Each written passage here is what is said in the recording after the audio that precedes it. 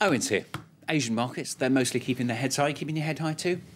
I try. I hope He my does posture's his okay. Yeah, pretty unspectacular. Excuse me, on the Asian markets, the Nikkei has closed around 0.3% up. Shanghai Composite just lagging behind a little bit.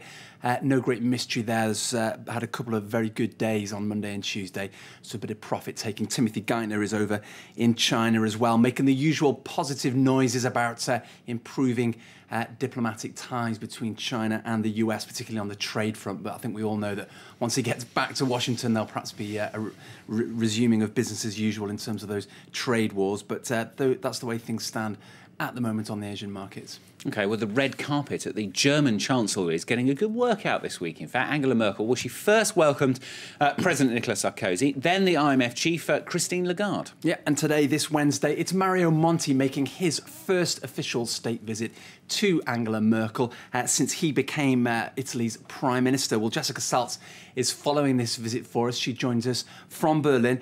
Jessica, good morning to you. I see that Mario Monti, in an interview going into this state visit, was basically asking EU leaders for a bit of a break, a little bit of perhaps a little bit of a margin, really, in terms of making those much anticipated reforms. He wants some kind of reward, really, for driving through that austerity in Italy. Is that the sort of sense you get for the agenda for this meeting? Oh, absolutely. We know, of course, that Italy is struggling with a sort of insurmountable public debt at the moment, as well as very slow economic growth.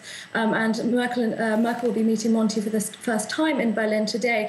And he will be trying to prove, obviously, that the austerity measures he's put in place domestically in Italy are working and making progress. And these measures include the dismantling of bureaucratic unions in efforts to liberalise the job markets, tax hikes, and public spending cuts, which may not be popular with the Italians, but have won praise so far from Merkel and Sarkozy. But we know, of course, that Italy is in dire economic straits financially. The yield on its 10-year bonds has risen to a worrying 7%, and it also has to pay back some 300 billion euros worth of bonds which matured this year, some 20 billion euros this week. And we know that Monti is an economic expert, a very pragmatic man, and he will be hoping to win over the Chancellor today in efforts to ask for help and, as you said, for a bit of a reprieve. We know that she has a great respect for him and for his economic expertise, but he is. We know that Monti would like to see, in an effort to sort of relieve some of the pressure on Italian debt, a backstop for the euro, a sort of guarantor for the currency, whether this be the European Central Bank or not. We know that certainly Merkel is not in favour of using the European Central Bank as a lender of last resort, and but this is popular amongst many other heads of state within the eurozone. So certainly it will be interesting talks today, and at a time when Italy is on the long list of countries that are threatening to have their credit rating downgraded by the end of the month. The time is obviously of the essence to act sooner rather than later. OK, sounds like the usual sort of issues there on the table there in Berlin. Jessica, many thanks indeed. Jessica Saltz in Berlin for us. As we heard there, Jessica mentioned there, you've got Italian yields on Italian 10-year bonds sky high at the moment, around 7%. But on the other end of the scale, the US is proving itself once again the ultimate safe haven. That was after the latest Treasury auction, auctioning off $32 billion in three-year Treasury bills. Now, the yield on that was just 0.37%. That's a record since 1993, excuse me, for that kind of auction.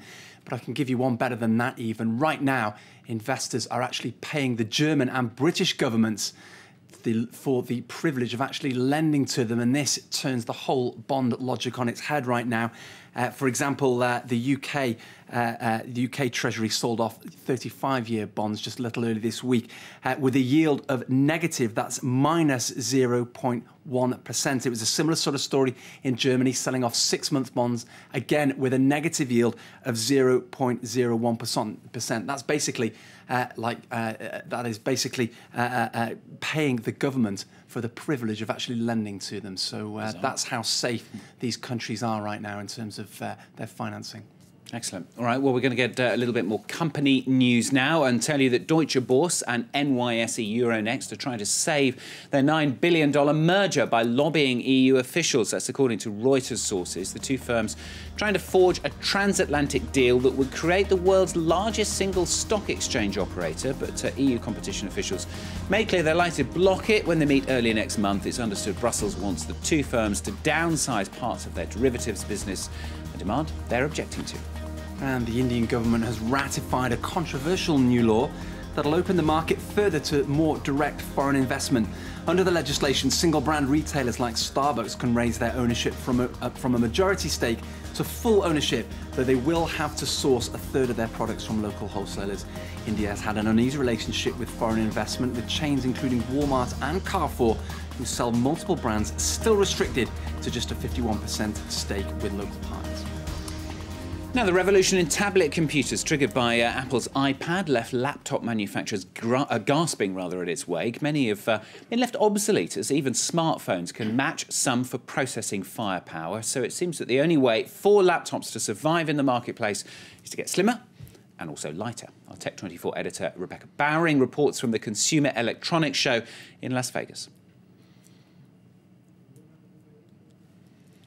Oh, I'm sorry, we seem to have a problem with that. We'll come back to it a little bit later on if we possibly can. Owen's got something else, though, that he can tell us about, I'm sure, haven't you? I was going to say we should have given Rebecca Bowering a ring, really, and seen she could have posted us one of these back from Las Vegas. One of the gadgets on display there is known as, this is one of the best titles I've ever heard, the Awesome Board, or the Board of Awesomeness, I should say. It is essentially a skateboard, a giant skateboard that's been kitted out with a tablet computer using Microsoft Kinect technology. Just take a look at these pictures, the demonstration model here. Is that you? You essentially use a tablet computer with a camera in it and Kinect technology to actually control the board. And you can see there this chap is using his arms to basically slow down, accelerate, speed up, and so on. Absolutely fabulous. I can tell you, though, that you won't be able to buy it anytime soon. It is just a concept model. In true geek style, they've managed to use a tablet computer there developed by Samsung that isn't actually on the market yet. So very much cutting-edge technology. You can even take it for a walk like a dog. You fancy one of those, Stuart? Fantastic. It is you, isn't it? Did you nip over and do that? Or is it Rebecca Bowering? Who knows? Well, all being well, we will get that report from Rebecca at the Consumer Electronics Show in Las Vegas. She's been testing out, as Stuart was saying there, a whole range of slimmed-down laptops known as Ultrabooks. We'll bring you that when we can get it. If you are at the CES, as it's known in Las Vegas, then do give me a shout on Twitter. I'd be interested to know what kind of gadgets you've had your hands on. What do you think's hot right now? Lots of people on Twitter trending with the kind of products they've got there. Those are my details there at OwenFrance24. Fantastic stuff. We'll get Rebecca to come and test out our computer system as well. There's obviously a couple of gremlins in there somewhere. Anyway, that's it from us. Well done to Owen, covering up beautifully. Next news coming up with Claire really shortly here on France 24. Stay with us.